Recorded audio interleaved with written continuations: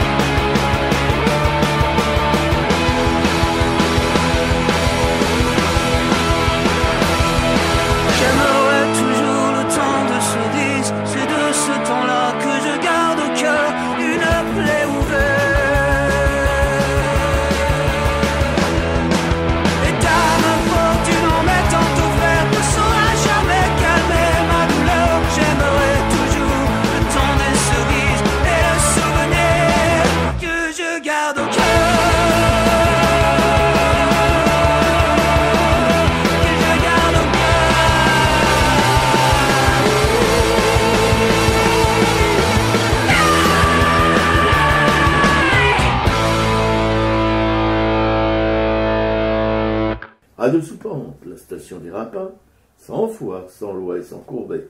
L'émission à Racaille du 27 septembre 2022, qui sera consacrée pour sa partie artistique à Edward Monk, dont nous avons visité l'exposition au musée d'Orsay récemment. Et vous venez d'écouter le groupe Noir Désir dans ses... qui vous chantait le temps des cerises. Nous allons tenter au cours de cette émission, bien entendu, comme d'habitude, il ne faut pas déroger, un regard en marge sur l'art et une dénonciation des sales coups de la politique politicienne en tant que... Ouais, salut à tous, vous pouvez toujours nous mettre un petit mot sur notre messagerie artracaille@orange.fr.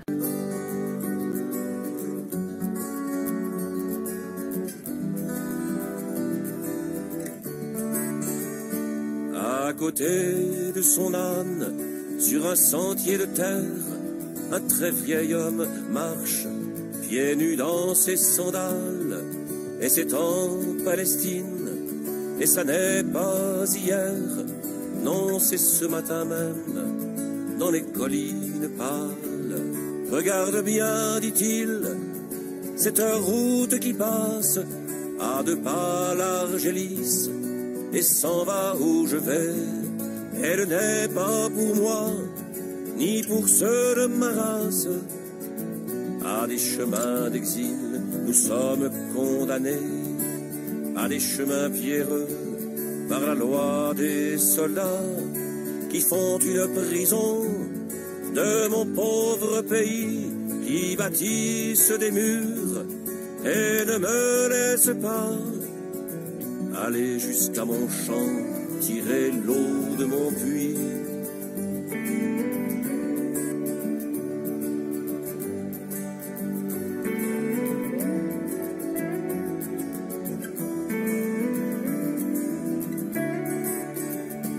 Regarde bien, dit-il, dans l'or de la vallée, le père de mon père et son père avant lui patient, pareillement, élevait l'olivier.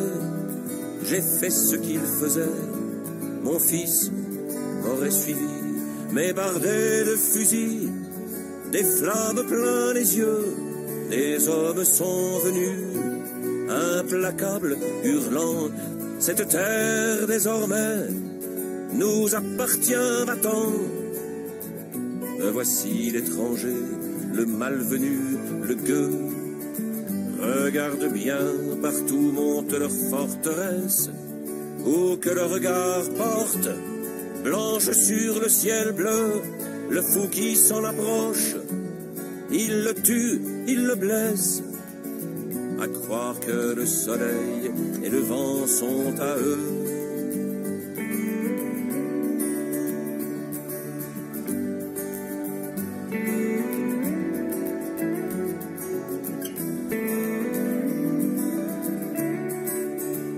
Sur le chemin montant, le vieil homme s'arrête. Ils ont les bulldozers, les blindés, les canons. Je n'avais que ma sueur, ma bête et ma charrette, et mes seules mains pour défendre ma maison. Ils ont le feu du ciel, les bombes et le vacarme contre l'acier brûlant. Que peut un cœur qui bat, et je n'ai plus de toi, et je n'ai plus de larmes, mais suis encore debout, et je resterai là. Le vieux ajoute encore, et c'est aujourd'hui même, avant de s'en aller, sans plus se retourner, avant de disparaître, au tournant du sentier. Quand tu retrouveras au loin les gens qui t'aiment, offre-leur de ma part des paroles de paix.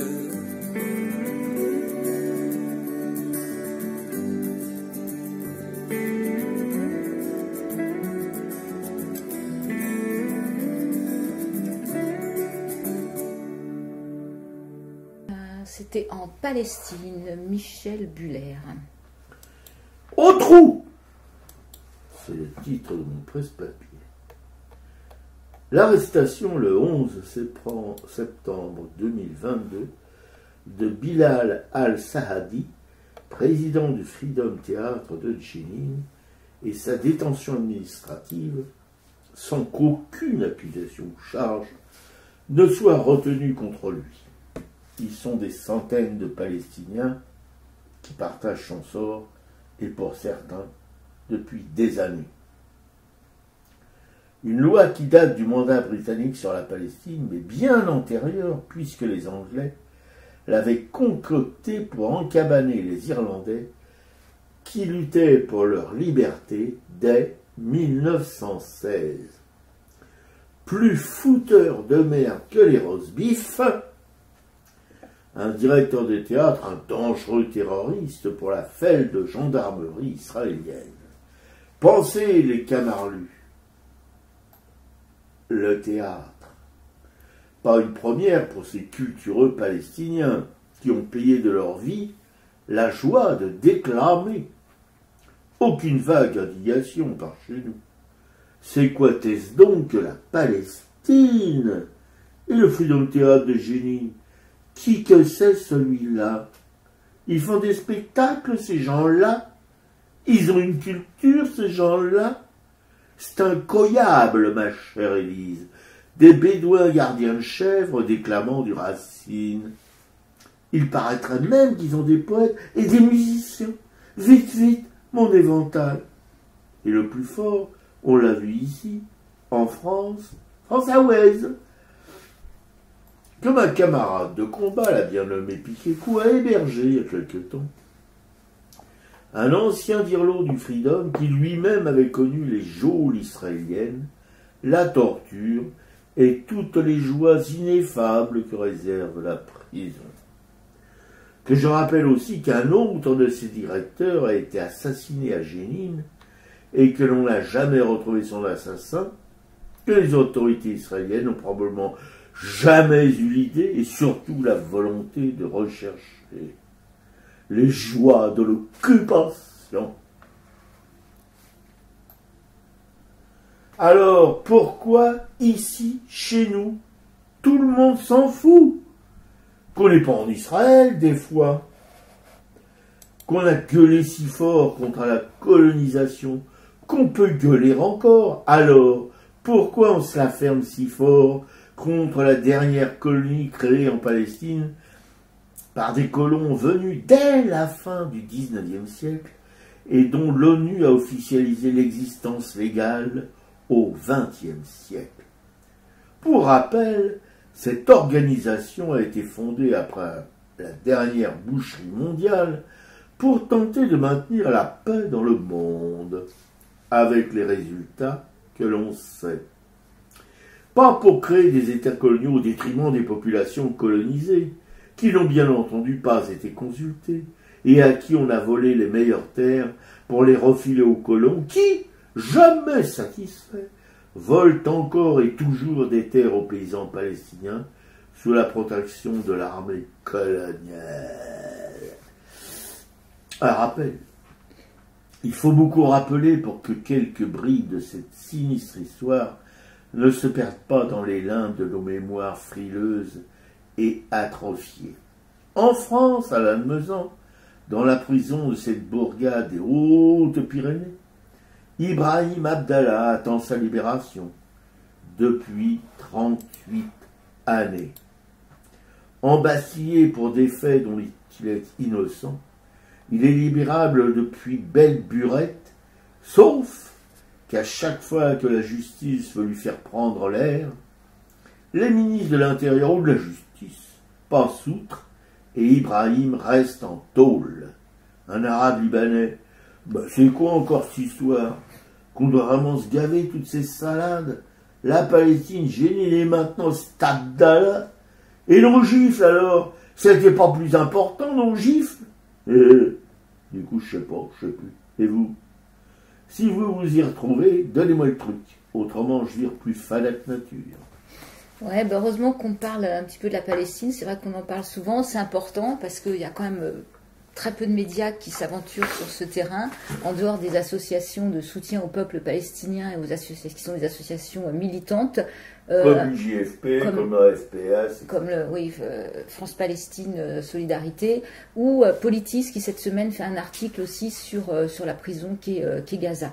Et on peut rappeler effectivement que cette détention administrative concerne de nombreux prisonniers palestiniens en Israël. Et on a aussi Salah Hamouri dont on parle régulièrement. Lui, ça fait 21 ans que l'État d'Israël s'acharne contre lui. Et rappelons quand même que c'est un franco-palestinien qui travaille sur les droits des prisonniers palestiniens et qu'il est régulièrement enfermé. Comme là, sa détention vient d'être prolongée. Et là, justement, il y a 30 prisonniers palestiniens qui entament une grève de la faim depuis hier ou avant-hier. Et je voudrais vous rappeler, vous qui avez les esgourdes probablement ensablées, que dans le franco-palestinien, il y a franco. Et ça veut dire qu'il a la double nationalité française, je dis bien française, et palestinienne. Et le devoir de l'État français, comme de tout État, c'est de protéger ses ressortissants qui sont incarcérés injustement dans des pays étrangers. Alors, on peut poser la question, pourquoi l'État français, qui a cette obligation, comme tous les États d'ailleurs, il y a des conventions internationales, etc. à ce propos, pourquoi l'État français ne fait absolument rien pour son ressortissant qui est régulièrement mis en prison en Israël pour les raisons que je viens d'évoquer dans mon presse-papier, que ma camarade Piquet-Cou vient de vous rappeler. La question est posée depuis plus de 20 ans, puisque non seulement depuis 20 ans, il passe régulièrement, il va faire régulièrement des séjours en prison, pour rien, prison, des raisons administratives, comme ils disent là-bas, et sa femme, il ne peut pas la voir, puisqu'elle est interdite de séjour en Israël, il a un enfant aussi, donc lui ne peut pas aller en France, sa femme ne peut pas aller en Israël, voilà, on en est là, un ressortissant français. Voilà. Et lui, effectivement, ne veut pas quitter Jérusalem. En fait, ce qu'Israël aimerait bien, c'est qu'il aille vivre en France et qu'il quitte ce territoire et qu'il arrête de se battre avec cette association qui s'appelle Adamer et qui soutient les prisonniers palestiniens injustement enfermés. Il faut rappeler quand même que en Israël, il y a quand même 4450 détenus, il y a 32 femmes et 175 enfants. Donc c'est quand même énorme, tous ces enfants qui sont détenus, sachant qu'ils sont arrêtés souvent la nuit dans des conditions traumatiques. Effroyable. Voilà. Et la plus grande démocratie du monde. Donc effectivement, c'est bien qu'on le rappelle à chaque fois. Il y a une pétition là que je vais mettre en ligne justement pour demander la libération du directeur de ce théâtre de Jenin. Le Freedom Theatre, qui, on peut le rappeler, travaille à Jenin avec des enfants de réfugiés dans ces camps de réfugiés de Cisjordanie, quoi. Donc c'est important. Des enfants qui sont, on vous le rappellera jamais assez, traumatisés par les bombardements, par les irruptions sauvages de l'armée israélienne dans leurs maisons, dans leurs chambres, dans leurs salons, dans leurs séjours, etc., la nuit, avec des violences, voilà, on va pas vous donner trop de détails, mais vous pouvez imaginer ce que c'est que les violences de militaires encasqués avec des fusils, des mitraillettes et tout ça, voilà. Alors ces enfants traumatisés, si vous voulez, ce théâtre de Jenin, qui les intéresse à ces spectacles, etc., qui les fait jouer, qui les fait, etc., lire des textes et apprendre des textes de pièces de théâtre et tout ça, ça leur fait un bien fantastique et ça leur permet de vivre à peu près normalement. Voilà, c'est quand même... Mais ça, les Israéliens peuvent pas supporter des choses comme ça. Que des enfants palestiniens puissent survivre au traumatisme que l'armée israélienne leur inflige, c'est impensable. Enfin, qu'est-ce que ça veut dire? Et en France, on laisse couler. Voilà. Et on peut rappeler que ce théâtre, à l'origine, a été fondé par une femme juive, justement. Oui, une femme juive dont le fils a été le directeur de ce théâtre, et c'est lui qui a été assassiné. Voilà. Et on n'a jamais su exactement quelles étaient les conditions de son assassinat. Il a reçu des balles pas très loin du théâtre. Voilà, ça on ne saura jamais le fin mot de l'histoire.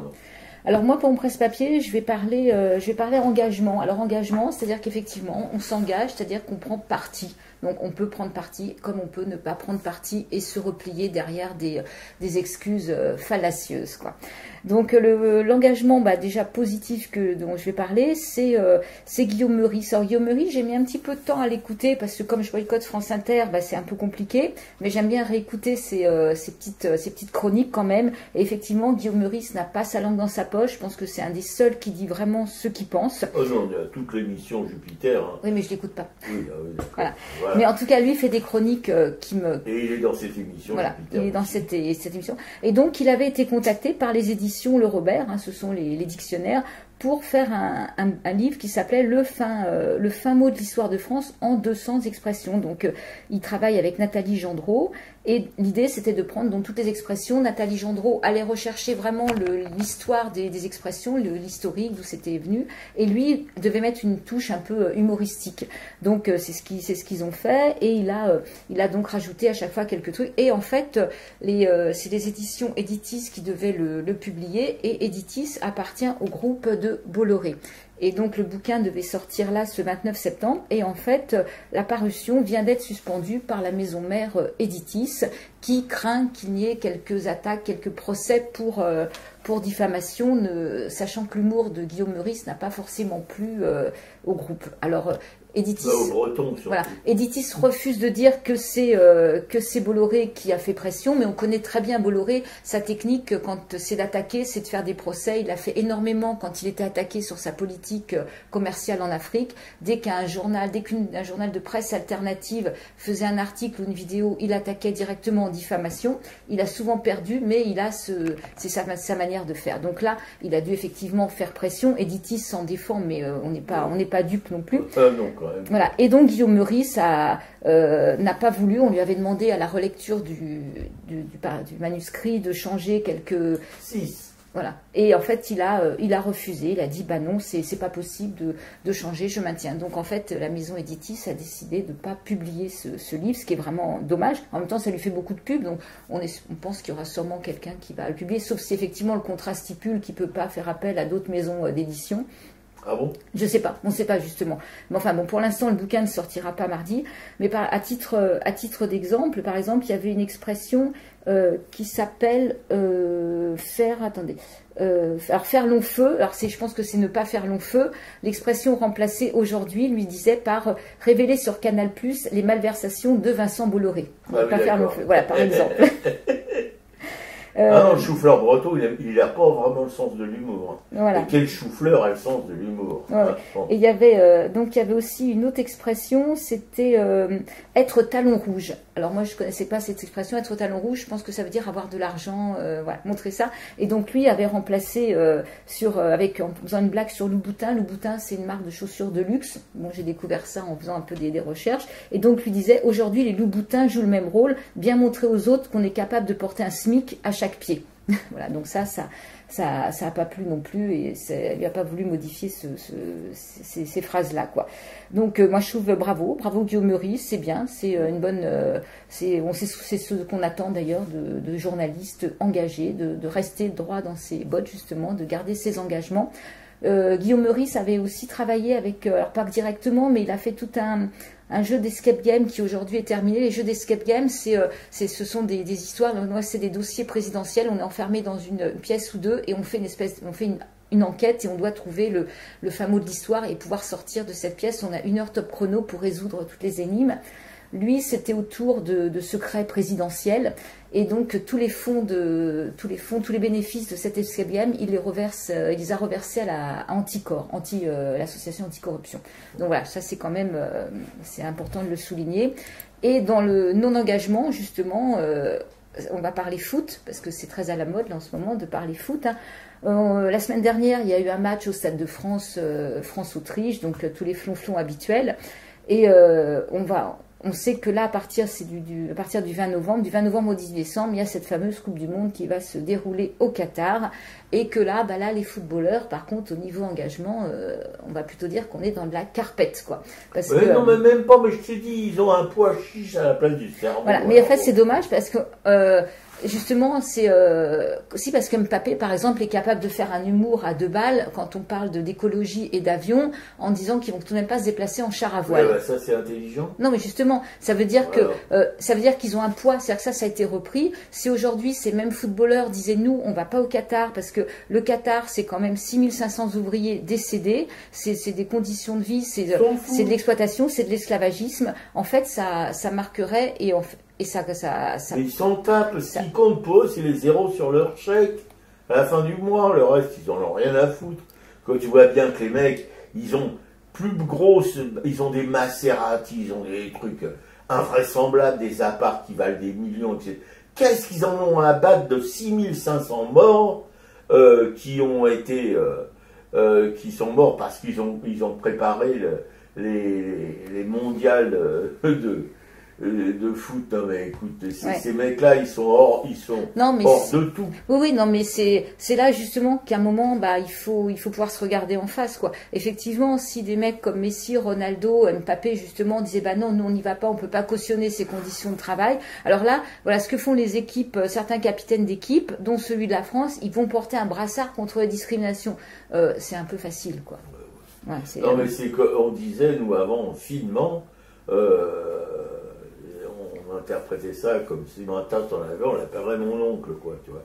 On pourrait l'appliquer finement toujours à ces footballeurs, à ces imbéciles heureux, qui nagent dans les pépettes et puis qui n'en ont rien à foutre de rien, quoi. Voilà. Après, pourquoi la FIFA a donné la Coupe du Monde au Qatar? Mais la FIFA, c'est pareil. Ils se gaffent de fric, c'est pas imaginable. Ils truquent, tout ce monde-là, c'est un monde de... Regarde ce qui vient d'arriver avec les rugbymen, qui avant étaient les amateurs, depuis qu'ils sont devenus pros avec Laporte et compagnie, là, ces truandages et compagnie, là, ils sont en justice, ils vont se retrouver encore en cabane, quoi, voilà. C'est la belle image du sport qu'on donne aux jeunes gens, mais moi je dirais aux jeunes gens, fuyez le football, fuyez le rugby, allez plutôt glander sur les pelouses, voilà, avec vos petites nanas et tout ça, et puis envoyez tout ça chier. Quoi. Voilà. Et moi je terminerai quand même en disant que moi j'ai quand même les stades en horreur, parce que pour moi les stades restent des lieux d'enfermement de la population, le Veldiv, les stades au Chili où on a coupé la main de Victor Jara, pour moi ce sont aussi, voilà, ce sont des lieux où on peut enfermer une grande partie de la population et faire ce qu'on veut, quoi. Donc effectivement j'ai les stades absolument en horreur. Oui, tout à fait. Sauf, remarque, j'ai le souvenir de Charletti en 68, là par contre le stade il a servi à crier la liberté, quoi, avec Mendes France et compagnie qui sont venus et qui ont parlé, quoi, tu vois. Là, oui, c'était le stade de la liberté, mais c'est vrai que la plupart du temps, on s'en sert comme lieu de concentration, comme tu le rappelles si justement. D'ailleurs, je viens de lire un bouquin, je viens de lire une série de bouquins de Rafchus, j'en ai déjà parlé, où justement, lui, il a vécu cette histoire du Veldiv, enfant, il a réussi à s'en sortir, tant mieux. Et il a écrit un bouquin là-dessus, La rafle du Veldiv, voilà. Alors si vous voulez être au jus de ces choses-là, mais on a enfermé aussi des Algériens, ça a été la rafle pour les Algériens, comme pour les Français de confession juive en 1942, voilà. Et les Algériens ont subi le même, enfin à part qu'eux, ils n'ont pas été envoyés dans les camps de la mort, puisque ça n'existe plus. Mais si ça avait existé, je me demande bien s'ils ne seraient pas allés à Gers, à Drancy et compagnie. Voilà. Voilà, c'était plus rien, les cow-boys fringants. Toutes les 8 secondes, un enfant qui rêve au tiers-monde. Parce qu'il n'y a pas accès à l'eau et on dit que dans son pays chaud, c'est le soleil qui assèche les ruisseaux. Quand on sait qu'une toute petite fraction de tous ces budgets militaires à la con pourrait abreuver les humains, leur assurer un lendemain. Mais l'Occident s'en lave encore les mains, alors que toutes les 8 secondes se génèrent des profits immondes chez les grandes multinationales qui croient que le droit fondamental d'accès à l'eau doit devenir commercial. Aujourd'hui la source est cotée en bourse et on se calisse bien de la ressource. On nous dit que c'est inépuisable, pas besoin de gestion viable, un signe de pièce au bout de l'eau potable.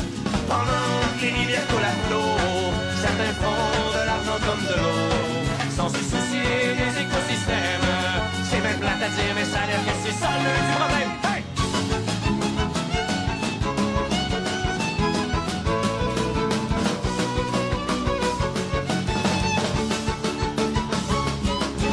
Toutes les 8 secondes, un nouveau cancer qui nous ronge, eau qui devient marchandise, aqueduc qu'on privatise et gouvernement complice qui improvise. À Montréal, dans les souterrains, ils pompent l'eau qui nous appartient, payent des pinottes pour le produit et comme ils ont le monopole, font plus de profit que les compagnies de pétrole. Toutes les 8 secondes, je ressens un peu plus de honte face à cette surexploitation et à cette triste destruction de la nature pour la consommation. On nous met devant les faits accomplis, ils jouent la terre au Monopoly. Quand ils se seront appropriés les nuages, les oiseaux, les glaciers, peut-être qu'ils en auront assez. Pendant que les rivières coulent à flot, certains font de l'argent comme de l'eau, sans se soucier des écosystèmes. C'est même plate à dire, mais ça a l'air que c'est ça le du problème. Hey!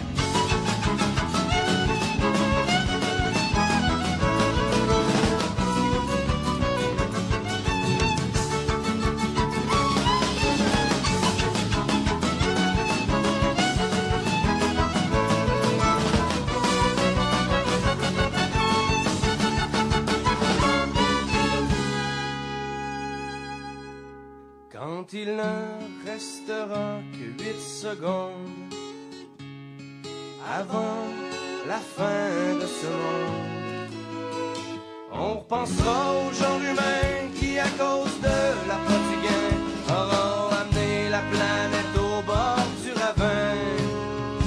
Quand il ne restera que 8 secondes.